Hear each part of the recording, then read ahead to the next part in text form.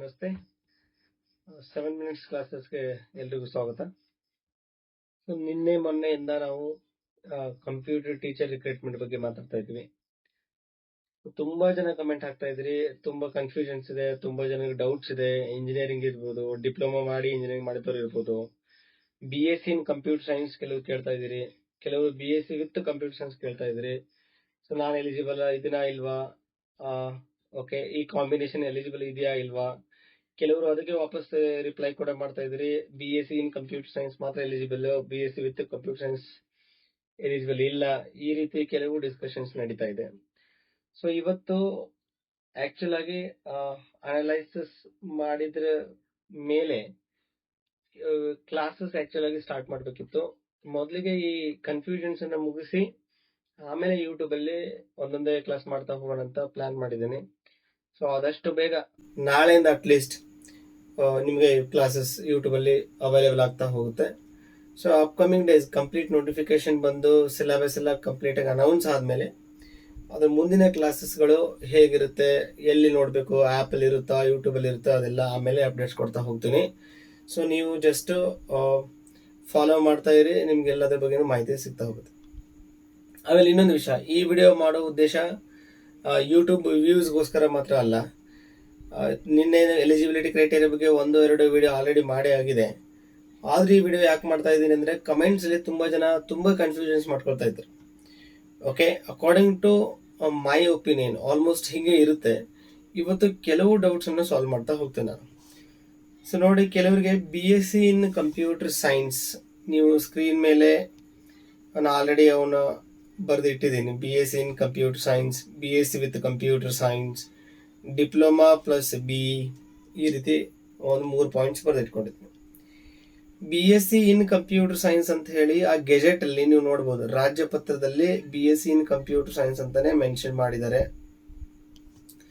ಆದ್ರೆ ನೀವು English version ಅಲ್ಲಿ ನೋಡಿದ್ರೆ ಬ್ಯಾಚುಲರ್ ಆಫ್ ಸೈನ್ಸ್ ಅಂತ ಇದೆ, ಬ್ಯಾಚುಲರ್ ಆಫ್ ಸೈನ್ಸ್ ಓಕೆ ಅಂತ ಬರೆದು ಬಿಟ್ಟು ಬ್ರಾಕೆಟ್ ಅಲ್ಲಿ ಕಂಪ್ಯೂಟರ್ ಸೈನ್ಸ್ ಅಂತ ಬರ್ತಿದ್ದಾರೆ.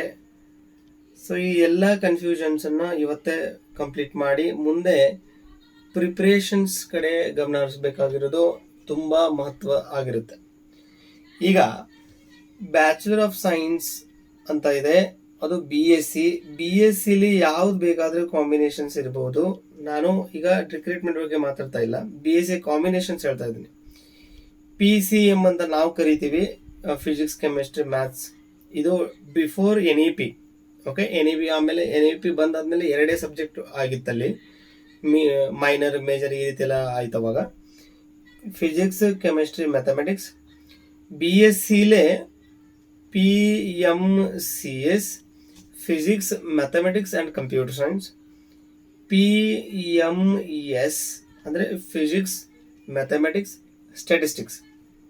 ಇದನ್ನು ಬಿಟ್ಟು BScಲಿ ಕೆಲವು ಆಪ್ಷನ್ಗಳನ್ನ ತಗೋಬಹುದು. CBZ okay, chemistry, botany and geology.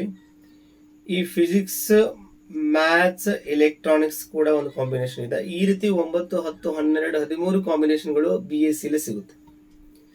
But point ಏನಪ್ಪಾ ಅಂದರೆ BSc CS ಅಂದರೆ BSc CS ಅಂತ ಕೆಲವು ಕಾಲೇಜಲ್ಲಿ ಕೋರ್ಸ್ ಇದೆ, like BCA.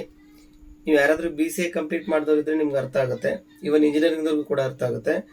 BCAಲಿ first 2 semesters language ಅದು ಇದೆಲ್ಲ ಬರುತ್ತೆ, ಆಮೇಲೆ ಹೋಗ್ತಾ ಹೋಗ್ತಾ ಓನ್ಲಿ ಕಂಪ್ಯೂಟರ್ ರಿಲೇಟೆಡ್ ಸಬ್ಜೆಕ್ಟ್ ಬರ್ತಾ ಹೋಗುತ್ತೆ.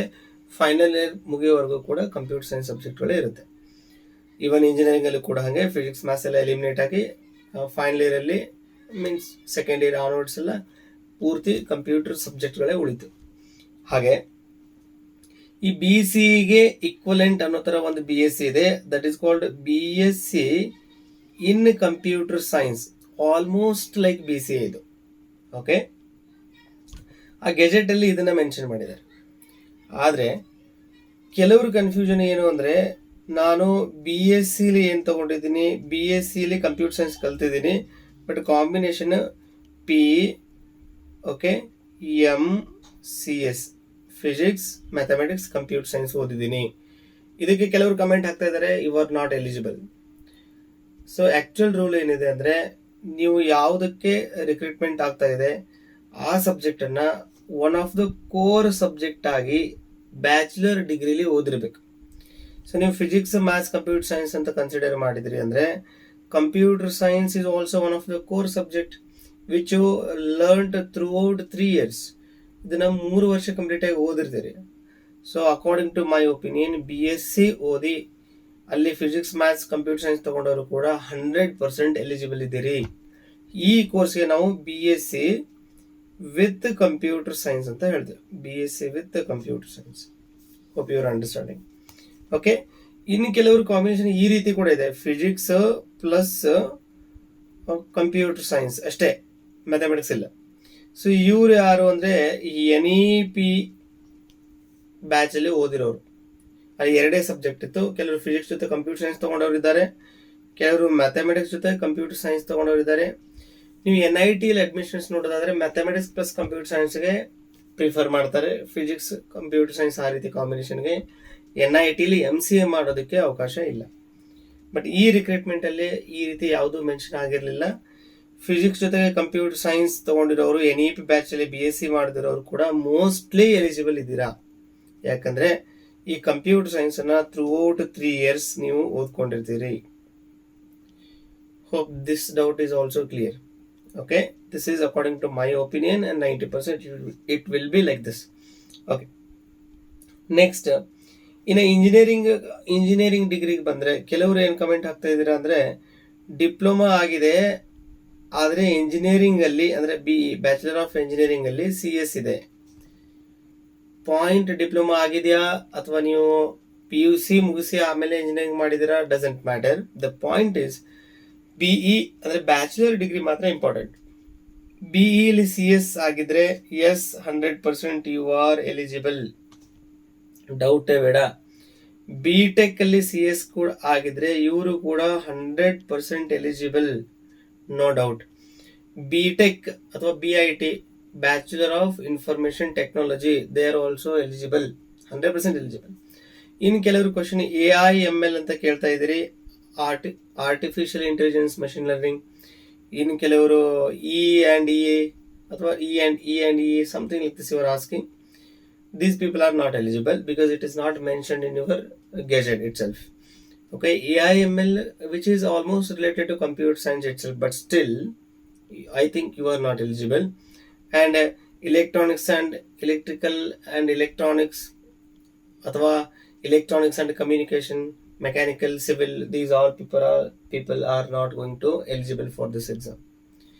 ಸೊ ಇವತ್ತು ಈ ಡೌಟ್ ನಿಮಗೆ ಕ್ಲಿಯರ್ ಆಯಿತು ಅಂತ ಅಂದ್ಕೊಳ್ತೀನಿ ನಾನು. ಸೊ ಇನ್ನೊಂದು ನಿಮಗೆ PDF ನಾನು ತೋರಿಸ್ಬೇಕಾಗಿತ್ತು, ಈಗ ತೋರಿಸ್ತೀನಿ ನೋಡಿ. ಏನು ತೋರಿಸ್ಬೇಕಾಗಿತ್ತು ಅಂದರೆ ಮೊರಾರ್ಜಿ ದೇಸಾಯಿ ಪ್ರತಿ ಸಲ ಹೇಳಿದಾಗಲೂ ನಾನು MDRS ಬಗ್ಗೆ ಮಾತಾಡ್ತೀನಿ. MDRS ಬಗ್ಗೆ ಯಾಕೆ ಮಾತಾಡ್ತೀನಿ ಅಂದರೆ ಈ ಕಂಪ್ಯೂಟರ್ ಟೀಚರ್ ಕರ್ನಾಟಕ ಗೌರ್ಮೆಂಟಲ್ಲಿ ಎಲ್ಲಿಯಾದರೂ ಇದ್ದರೆ ಅದು ಮೊರಾರ್ಜಿ ಸ್ಕೂಲಲ್ಲಿ ಮಾತ್ರ ಇದೆ. ಈ ರೀತಿ ವಸತಿ ಶಾಲೆಗಳು ಏನಿದೆ ಅಲ್ಲಿ ಮಾತ್ರ ಕಂಪ್ಯೂಟರ್ ಟೀಚರ್ ಅಂತ ಇದ್ದಾರೆ. ಸೊ ಈಗ ನಮಗೆ ಸದ್ಯಕ್ಕೆ ಗೌರ್ಮೆಂಟಿಂದ ಸಿಲೆಬಸ್ ಆಗಿರ್ಬೋದು ಇನ್ನೊಂದಿನ ನೋಡೋಕೆ ಸಿಗೋದು ಮಾತ್ರ ಈ MDRS ನೋಟಿಫಿಕೇಶನ್ನು, ಫೈನಲಿಸ್ಟು ಎಲ್ಲ ಇಲ್ಲಿಗೆ ಸಿಗುತ್ತೆ. ಸೊ ಈ KPS ಸ್ಕೂಲಲ್ಲಿ ಕಂಪ್ಯೂಟರ್ ಟೀಚರ್ ಅಂತ ಏನಾಗ್ತಾ ಇದ್ದಾರೆ, ಇದು ಫಸ್ಟ್ ಟೈಮ್ ನಡೀತಾ ಇದೆ. ಸೊ ಅದು 1 to 8ಗೋಸ್ಕರ ನಡೀತಾ ಇದೆ. 1ನೇ ತರಗತಿಯಿಂದ 8ನೇ ತರಗತಿ ಮಕ್ಕಳಿಗೆ ಕಂಪ್ಯೂಟರ್ ಕಲಿಸೋದಕ್ಕೆ ಅಂತ ಕಂಪ್ಯೂಟರ್ ಟೀಚರ್ನ ರಿಕ್ರೂಟ್ ಮಾಡ್ತಾ ಇದ್ದಾರೆ. ಬಹಳ ಜನ ಸಿಲೆಬಸ್ ಕೇಳ್ತಾ ಇದ್ದೀರಿ.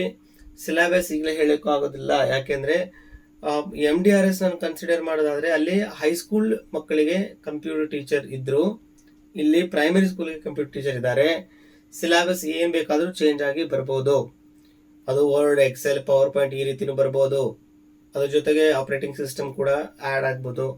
ನೀವು MDRS ಸಿಲೆಬಸ್ಸಲ್ಲಿ ನೋಡೋದಾದರೆ ಅಲ್ಲಿ C ಪ್ರೋಗ್ರಾಮಿಂಗ್ ಇತ್ತು, ಡೇಟಾ ಸ್ಟ್ರಕ್ಚರ್ ಇತ್ತು, ಆಪರೇಟಿಂಗ್ ಸಿಸ್ಟಮ್ ಇತ್ತು.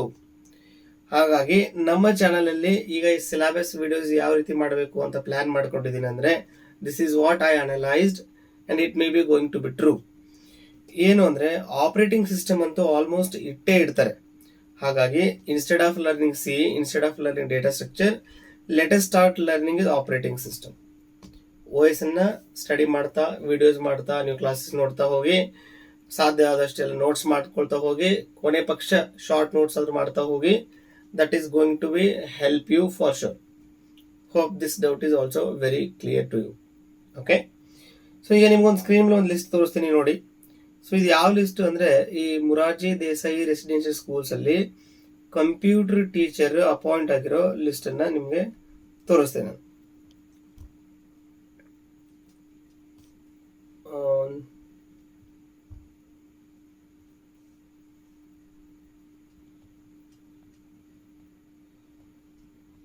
ಇಲ್ಲಿ ತೋರಿಸ್ತೀನಿ ನೋಡಿ. ಇಲ್ಲಿ ನನ್ನ ಹತ್ರ PDF ಇದೆ. ಇಲ್ಲಿ ನೋಡಿ, ಇದು MDRS ರಿಕ್ರೂಟ್ಮೆಂಟ್ PDF ನಾನು ಕಲೆಕ್ಟ್ ಮಾಡಿದ್ದೇನೆ. ನಿನ್ನೆ ತೋರಿಸ್ಬೇಕಂತ ಅನ್ಕೊಂಡಿದ್ದೆ, ರಾಜ್ಯ ಪತ್ರ ಬಂದಿರೋದ್ರಿಂದ ಆಲ್ರೆಡಿ ಎಲ್ಲ ಡೌಟ್ಸ್ ಕ್ಲಿಯರ್ ಆಗುತ್ತೆ ಅಂತ ತೋರಿಸ್ಲಿಲ್ಲ. ಬಟ್ ಇನ್ನೂ ಡೌಟ್ ಸಾಲ್ವ್ ಆಗಿಲ್ಲ ಅನ್ನೋದಕ್ಕೋಸ್ಕರ ಇದನ್ನ ತೋರಿಸ್ತಾ ಇದ್ದೀನಿ. ಸೊ ಇಲ್ಲೊಬ್ರು ಯಾರೋ ಕ್ಯಾಂಡಿಡೇಟ್ ನೋಡಿ, ಶಿವರಾಜ್ ಅಂತ, ಯಾರೋ ಕಲಬುರ್ಗಿ ಇವ್ರ combination BE in computer science. Okay, Jyoti ಅಂತ ಒಬ್ರು ಯಾರೋ, ಇವರು BE ಇನ್ ಕಂಪ್ಯೂಟರ್ ಸೈನ್ಸ್. ಇವ್ರು ಸೆಲೆಕ್ಟೆಡ್ ಲಿಸ್ಟ್ ಇದೆ, ಹೇಳ್ತಾ ಇದ್ದೀನಿ, ಫೈನಲ್ ಲಿಸ್ಟ್, ಇವ್ರು ಅಪಾಯಿಂಟ್ ಆದವ್ರು ಇವರೆಲ್ಲ. ಸೊ ನೆಕ್ಸ್ಟ್ ಕ್ಯಾಂಡಿಡೇಟ್ ಕೂಡ BE ಇನ್ ಕಂಪ್ಯೂಟರ್ ಸೈನ್ಸ್, ಇವ್ರು ಯಾರೋ ಇದ್ದಾರೆ. ಇಲ್ಲಿ ನೆಕ್ಸ್ಟ್ ನೋಡಿ ನೀವು, Santosh Patil, bachelor of computer application ಅಂದ್ರೆ BCA. ಇನ್ನು ನೆಕ್ಸ್ಟ್ ಉಮೇಶ್ ಕೊಡಬಾಗಿ ಅಂತ ಇದ್ದಾರೆ, ಉಮೇಶ್ ಕೊಡಬಾಗಿ, ಇವ್ರು ಕೂಡ bachelor of computer application and he is my friend. Okay, ಇನ್ನು ನೆಕ್ಸ್ಟ್ ನೀವು ನೋಡೋದಾದ್ರೆ ಸದಾಶಿವ ಅಂತಿದ್ದಾರೆ, ಬ್ಯಾಚುಲರ್ ಆಫ್ ಕಂಪ್ಯೂಟರ್ ಅಪ್ಲಿಕೇಶನ್, ಇವರೆಲ್ಲ BCA. BSc ಕೂಡ ಇದ್ದಾರೆ ನೋಡಿ, ಶ್ರೀನಾಥ್ ನಾಯ್ಕೋಡಿ ಅಂತ ಇದ್ದಾರೆ, BSc with computer science. BSc with computer science ಅಂದ್ರೆ BScಲಿ ಕಂಪ್ಯೂಟರ್ ಸೈನ್ಸ್ ಕೂಡ ಒಂದು ಸಬ್ಜೆಕ್ಟ್ ಇರುತ್ತೆ, ಉಳಿದಿರೋದು 2 ಫಿಸಿಕ್ಸ್ ಮತ್ತೆ ಮ್ಯಾಥಮೆಟಿಕ್ಸ್ ಕೂಡ ಇರಬಹುದು, ಅದೇ ಇರುತ್ತೆ, ಆಲ್ಮೋಸ್ಟ್ ಅದೇ ಇರುತ್ತೆ. ಅರ್ಥ ಆಯ್ತಾ? So BSc with computer science ತುಂಬಾ ಜನ ಇದ್ದಾರೆ ನೋಡಿ. ಇಲ್ಲ BE ಇನ್ ಕಂಪ್ಯೂಟರ್ ಸೈನ್ಸ್ ಆಯ್ತಾ. ನೆಕ್ಸ್ಟ್ ಇಲ್ಲಿ ನೋಡಿ, BSc with computer science, one more candidate, BE in computer science. ಅರ್ಥ ಆಯ್ತು? So BSc with computer science ಯಾರೋ ವಿನೋದ್ ಅಂತ ಒಬ್ರು ಇದ್ದಾರೆ. ಅರ್ಥ ಆಯ್ತು? ಸೊ ಈ ರೀತಿ BSc in computer science is okay, BSc with computer science is okay, don't worry about this. BSc with computer science, physics, maths, computer science ಕೂಡ eligible. Okay, particularly BSc in computer science is also okay, BCA is okay, BE in CSE is okay, either you are from diploma or from PUC. BIT, Bachelor of Information Technology is also okay.